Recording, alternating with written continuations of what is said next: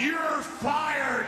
In WWE, you need to be very careful and avoid mistakes at any cost. Be it poor performance or messed up promo or anything that might embarrass WWE, it can get you thrown out of the company. I'm Dr. Chris, and today we take a look at 5 WWE superstars who were guilty of these charges and fired immediately after a match. Number 5, Brad Maddox. Brad Maddox is most well known to WWE fans for his time spent serving as the general manager of Raw between 2013 and 2014. Following his rather forgettable stint as the authority figure of WWE's premier show, Maddox would return to the ring mainly working dark and live event matches. However, in November of 2015, Maddox would be immediately fired from WWE after he referred to the crowd as cocky pricks during a pre-match promo for a dark match. Due to WWE being a PG presentation, Vince reportedly hated the promo and made the decision to immediately fire him. A lot of fans called Vince out just a few months later. He would drop an F-bomb live on television. Fans believed it was incredibly hypocritical for Vince to fire someone for cursing on the show and then doing the exact same thing himself just a short time afterwards. Number 4, Eugene. Eugene was one of the most controversial characters WWE had ever created. Eugene, in essence, was a superstar who had learning difficulties, and as a result, this made him a target for WWE's heels. Even though the presentation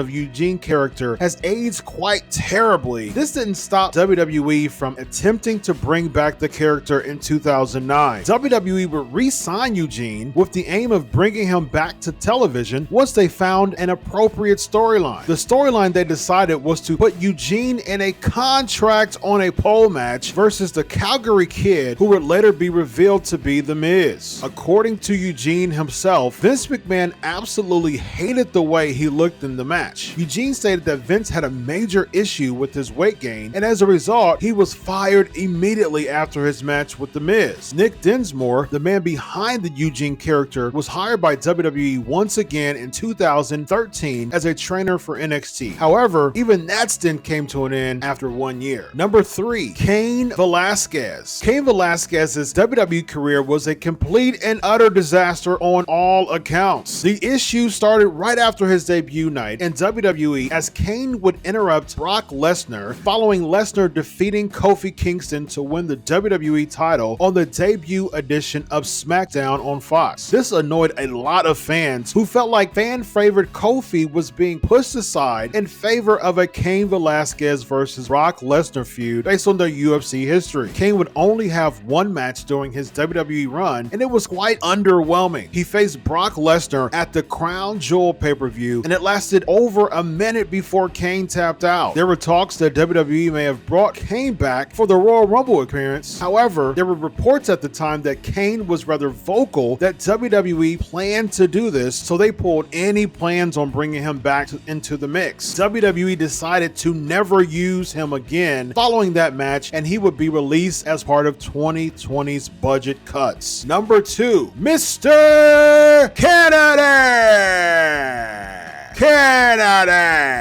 During a WWE house show in the summer of 2008, Mr. Kennedy dislocated his shoulder in a match against Shelton Benjamin. This would put Kennedy out of action for a total of 10 months, and Kennedy would make his huge return in May of 2009 as part of a 10-man tag team. This just so happened to be Kennedy's last match ever for the WWE. In the match, he would botch a backdrop on Randy Orton, and this absolutely enraged Orton, who proceeded to complain to WWE management immediately after the match, claiming that Kennedy was unsafe and that he didn't want to work with him. Kennedy would state in 2009 that Orton's neck never really touched the mat, and that if he was really injured, he wouldn't wrestle 3 following nights in Mexico. According to Kennedy, it wasn't just Orton who complained. 16-time WWE champion John Cena also went to the management to side with Orton. This would ultimately leave Vince no choice but to release Kennedy from his WWE contract. Number 1, 1. Kurt Angle. Kurt Angle is an interesting addition to this list, as in the case of Angle, instead of being directly fired shortly following a match with Sabu on ECW in 2006, he went directly to Vince McMahon and requested to be let go from his contract. The release of Angle was a huge deal in 2006, as he was one of WWE's top stars and naturally left a lot of fans disappointed who may not have known what was going on behind closed doors in relation to Angle's health. Vince actually released an official statement commenting on Angle's release back in 2006, stating that Angle's release was, quote, unfortunate for WWE, and its fans called Angle a, quote, consummate professional and a, quote, great athlete. In relation to what Angle thought about his release, on a podcast he recently revealed that his physical and mental condition was deteriorating by the day and that his painkiller addiction was also getting equally worse. Because of this, he lost control and even started threatening Vince McMahon through texts and calls. Angle obviously returned to WWE in 2017 and was inducted in the Hall of Fame and stayed with the company for over 2 years before retiring at WrestleMania in 2019 against Baron Corbin and eventually being released in 2020 as part of the budget cuts.